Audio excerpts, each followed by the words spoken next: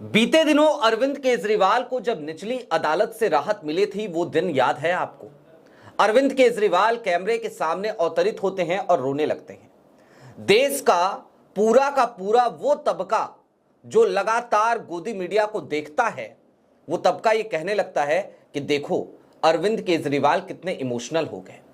Main stream media पे भी खूब बढ़ा चढ़ाकर स्टोरीज दिखाई जाती हैं। बात इतर है उससे ठीक एक दिन पहले एजेएल नेशनल हेराल्ड से जुड़ा हुआ एक मामला, उसमें भी गांधी परिवार को राहत मिली थी और उस केस को पंजाब हरियाणा हाईकोर्ट ने खारिज कर दिया था। लेकिन उस केस की उतनी कवरेज नहीं हुई जितना कवरेज अरविंद केजरीवाल को मिला, जबकि इनका मामला तो निचली अदालत में था, दूसरी तरफ मामला एक हाईकोर्ट का था। अब अरविंद केजरीवाल पहले तो वहां पर रोते हुए अवतरित होते हैं, उसके बाद वो चिर परिचित अंदाज में प्रेस कॉन्फ्रेंस करते हैं और उस प्रेस कॉन्फ्रेंस के दौरान जब उनसे प्रतिक्रिया कांग्रेस पर ली जाती है तो वो फिर भड़कते हुए नजर आते हैं। अपनी मर्यादाओं की तमाम सीमाओं को लांघते हुए अरविंद केजरीवाल क्या कहते हैं याद है आपको? वो सीधे तौर पर पूछते हैं पत्रकारों से कि मैं जेल गया, क्या राहुल गांधी जेल गया? मैं जेल गया, क्या रॉबर्ट वाड्रा जेल गया? मैं जेल गया, क्या सोनिया गांधी जी जेल गई? शुक्र है उन्होंने सोनिया गांधी के आगे जी तो लगा दिया था। हालांकि ये वही अरविंद केजरीवाल हैं जो अपनी राजनीति की जब शुरुआत कर रहे थे तो हाथों में पुलिंदा लेकर दिखाया करते थे और आरोप लगाया करते थे, कभी किसी नेता के ऊपर तो कभी किसी नेता के ऊपर। और उसके बाद वो कागज कहां गए, वो पुलिंदे कहां गए, ये अरविंद केजरीवाल को भी शायद आज नहीं पता होगा। खैर, मामला इतना पुराना क्यों उठा रहा हूं वो आपको आगे समझ में आएगा। दरअसल एक इंटरव्यू संजय सिंह का होता है। यह साक्षात्कार कोई और नहीं बल्कि देश की एक मशहूर पत्रकार आरफा खानम शेरवानी लेती हैं और इसमें एक जिक्र आता है प्रशांत भूषण का। और जैसे ही यह जिक्र आता है संजय सिंह एक अनर्गल आरोप लगा देते हैं। सारी बातें जरा विस्तार से करने की जरूरत है और यह समझने की जरूरत है कि क्या जब अपनी ही पोल खुल गई है तो आज केजरीवाल साहब और उनकी मंडली, यानी कि केजरीवाल साहब और उनका गैंग अब बौखला गया है क्या? नमस्कार, मैं स्वप्निल और आप युगचरण देख रहे हैं। दोस्तों, आगे बढ़े उससे पहले एक अपील है आपसे। युगचरण पर हमारी और आपकी मुलाकात का सिलसिला काफी दिनों तक थमा हुआ था, लेकिन यह सिलसिला फिर से शुरू हो चुका है। आपसे यहां मुलाकात हमेशा होती रहेगी, लिहाजा आपसे गुजारिश है कि यदि अभी तक आपने युगचरण को सब्सक्राइब नहीं किया है तो नीचे सब्सक्राइब का बटन है, सब्सक्राइब कर लीजिए और बेल आइकन भी दबाते हुए जाइएगा। अब आगे बढ़ते हैं। दरअसल संजय सिंह जब कैमरे पर अवतरित होते हैं, आरफा खानम शेरवानी उनसे एक सवाल करती हैं। सवाल ये कि आप जिस समय आंदोलन कर रहे थे उस समय पर राष्ट्रीय स्वयंसेवक संघ और भारतीय जनता पार्टी वो दोनों ही आपके साथ खड़ी थी, आपके आंदोलन में उनका पूरा सहयोग था। आरफा खानम शेरवानी को बीच में रोकते हुए संजय सिंह कुछ कहने की कोशिश करते हैं, लेकिन तभी आरफा खानम एक और सवाल दाग देती हैं। वो सीधे तौर पे कहती हैं प्रशांत भूषण का नाम लेते हुए। प्रशांत भूषण देश के मशहूर वकील हैं, प्रशांत भूषण को हम सब जानते हैं। उनका नाम लेते हुए, उन्हें कोट करते हुए आरफा एक सवाल दागती हैं संजय सिंह के ऊपर कि प्रशांत भूषण जी ने बताया था कि कहां से बसें आ रही थी, अरविंद केजरीवाल को सब कुछ पता था, उसके बाद भी अरविंद केजरीवाल शांत रहते हैं और ये सारा सपोर्ट आरएसएस एंड बीजेपी का था।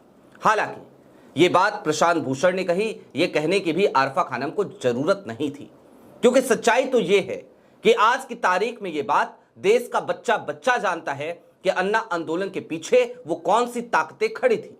विवेकानंद फाउंडेशन क्या है ये भी लोगों को पता है। फोर्ड फाउंडेशन का पैसा कैसे अन्ना आंदोलन में आया ये भी लोग जानते हैं, लिहाजा उस तरफ जाने की जरूरत तो थी ही नहीं। खैर, इस सवाल के जवाब में पता है संजय सिंह ने क्या कहा?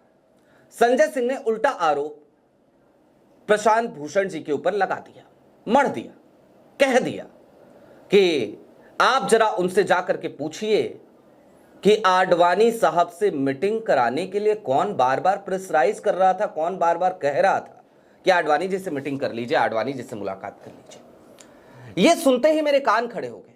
कल देर शाम मैंने प्रशांत जी को मैसेज डाला और आज सुबह उनसे मेरी फोन पर बातचीत हुई। आज सुबह जब बातचीत हुई तो उन्होंने जो कहा अब मैं आपको वो बताना चाहता हूं। दरअसल उनका सीधा सा एक मत था, सीधी बात थी, बेलाग लपेट कि झूठ बोल रहे हैं संजय सिंह। ऐसा कभी मैंने कहा नहीं और ऐसी कभी कोई घटना हुई नहीं। अब संजय सिंह झूठ बोल रहे हैं, बात सिर्फ इतनी नहीं है। प्रशांत भूषण ने तो अपनी बात रख दी मेरे सामने। दरअसल बात इससे आगे बढ़कर देखने की है कि अरविंद केजरीवाल की राजनीति की जब से शुरुआत होती है तब से लेकर अब तक गंगा में पानी कितना बहा है और हम किससे उम्मीद करें कि कौन सच बोल रहा है, कौन झूठ बोल रहा है। मैं आपको सबसे पहले जरा यही समझाना चाहता हूं, इसी बात का आज विश्लेषण करेंगे। मसलन अरविंद केजरीवाल की राजनीति की शुरुआत कैसे हुई थी? अन्ना आंदोलन के उसी मंच से। तो अन्ना आंदोलन का वो मंच जब देश में जगह जगह पर नारे लगवाए गए, अन्ना नहीं आधी है, देश का दूसरा गाधी है। आज की तारीख में अन्ना हजारे कहां हैं आप सब जानते हैं, चुपचाप बैठे हुए हैं। कभी कभी उनकी मीडिया बाइट्स आ जाती हैं, बस इतने ही प्रासंगिक रह गए हैं आज की तारीख में अन्ना हजारे। लेकिन उन्हीं अन्ना हजारे को कभी देश का दूसरा गाधी बताने पर तुले हुए थे अरविंद केजरीवाल और उनकी पूरी टीम। और शायद सिर्फ ये अरविंद केजरीवाल नहीं थे, अरविंद केजरीवाल के पीछे विवेकानंद फाउंडेशन भी था, अरविंद केजरीवाल के पीछे फोर्ड फाउंडेशन भी था, अरविंद केजरीवाल के पीछे अमेरिका की डॉक्टर मनमोहन सिंह से नाराजगी भी थी। उन तमाम चीजों पर हमने कई बार बात की है, आज फिर उस पर बात नहीं करेंगे। उसके बाद क्या होता है, अन्ना आंदोलन को वो तमाम लोग सपोर्ट करने आते हैं और उस मंच पे जरा याद कीजिए कौन कौन से लोग हुआ करते थे। अरविंद केजरीवाल, संजय सिंह, कुमार विश्वास, इन लोगों को तो छोड़ दीजिए, जाने दीजिए, बख्श दीजिए। प्रशांत भूषण और योगेंद्र यादव, ये लोग आज अलग हो चुके हैं, इनको भी भूल जाइए किस तरीके से इन्हें धोखा मिला है। कुमार विश्वास भी आज अलग हैं, लेकिन कुमार विश्वास की सहानुभूति कहां जाकर आजकल जुड़ती हुई नजर आ रही है, यह भी आपको पता है। लेकिन हां, दरअसल अरविंद केजरीवाल अन्ना आंदोलन के बाद दिल्ली की सत्ता पर नजर जमा लेते हैं और दिल्ली की सत्ता पर जब उनकी नजर पड़ती है तो वो नए तरीके की राजनीति को जन्म देने की कोशिश करते हैं। और वो नए तरीके की राजनीति की प्रयोगशाला क्या होती है? मसलन वो बिजली के खंभे पर चढ़ते हैं, मसलन वो हाथों में पुलिंदे लहराते हैं, मसलन वो लगातार बेलाग लपेट झूठ और फरेब का सहारा लेते हैं और दिल्ली की भोली भाली जनता को गुमराह कर देते हैं। दिल्ली की जनता गुमराह हो भी जाती है और दिल्ली की जनता पहली ही बार में आम आदमी पार्टी को 28 विधायक देती है, 28 सीटों पर आम आदमी पार्टी की जीत होती है। हालांकि यह आंकड़ा बहुमत से कम होता है। उस वक्त पे शीला दीक्षित के नेतृत्व में लड़ रही कांग्रेस के पास 8 सीटें आती हैं और कांग्रेस कहती है कि आपने जितने वायदे किए हैं अब उन वायदों को पूरा करने का वक्त आ गया है, लिहाजा हम आपको बाहर से समर्थन देते हैं। कांग्रेस के समर्थन से अरविंद केजरीवाल सरकार भी बनाते हैं, लेकिन यह वक्त लोकसभा चुनाव का भी था, 2014 की धुंधुभी बच चुकी थी। लिहाजा अरविंद केजरीवाल की नजर लोकसभा पे पड़ जाती है और वो पूरे देश में अपनी पार्टी का स्ट्रक्चर खड़ा करना चाहते थे। इस महत्वाकांक्षा के चलते वो अपनी मुख्यमंत्री की कुर्सी को छोड़ देते हैं और छोड़ने के बाद वो बनारस जाकर नरेंद्र मोदी के सामने चुनाव लड़ते हैं। कुमार विश्वास को अमेठी भेजा जाता है, वो अमेठी से चुनाव लड़ते हैं। हालांकि 2014 के लोकसभा चुनाव में मात्र 4 सीटों पर आम आदमी पार्टी जीत पाती है और वो चारों सीटें पंजाब से आती हैं। आज की तारीख में पंजाब में आम आदमी पार्टी की सरकार भी है। लेकिन ये पुरानी इतनी कहानियां आपको क्यों बता रहा हूं? ताकि आपको सनद रहे, ताकि आपको याद आए कि अरविंद केजरीवाल ने ना जाने कितनी ही बार झूठी कस्में खाई हैं। अब उस मंच को एक बार फिर याद कीजिए, अन्ना आंदोलन के मंच को थोड़ा सा और पीछे चलिए। किरण बेदी आपको नजर आती होंगी, आपको जनरल वीके सिंह नजर आते होंगे, आपको बाबा रामदेव नजर आते होंगे। आज की तारीख में ये सब लोग कहां हैं? किसके हाथों की कठपुतली हैं? किसके साथ जाकर खड़े हैं? इस सवाल का जवाब जाहिर सी बात है आपके पास भी होगा, देश के पास तो है। अब कुल मिलाकर यह समझिए कि आज जब खुद की पोल खुलने लगी है, निचली अदालत से जैसे ही फैसला आया, खूब मेन स्ट्रीम मीडिया ने बढ़ा चढ़ाकर दिखाया, तो वो ये बताने के लिए काफी था कि अरविंद केजरीवाल एक ऐसे फोर्स की तरह हैं जो कांग्रेस को कमजोर करने के लिए भारतीय जनता पार्टी की बी टीम के तौर पर काम करती है।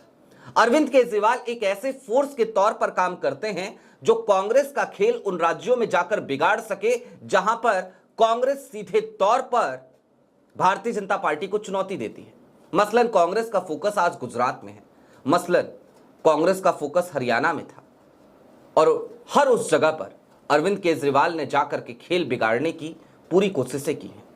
अरविंद केजरीवाल भारतीय जनता पार्टी के वोट बैंक पर सेंध नहीं लगाते, वो तो कांग्रेस के मतदाताओं को झूठ बोलकर लुभाते हैं और उसी के आधार पर अपनी राजनीति चमकाते हैं। और लिहाजा अब उसी क्रम में प्रशांत भूषण पर भी एक झूठा आरोप मढ़ दिया गया है। आरोपों का क्या है, बोलना ही तो है, शब्द ही तो हैं, बोल दिया जाए कैमरा सामने आते ही।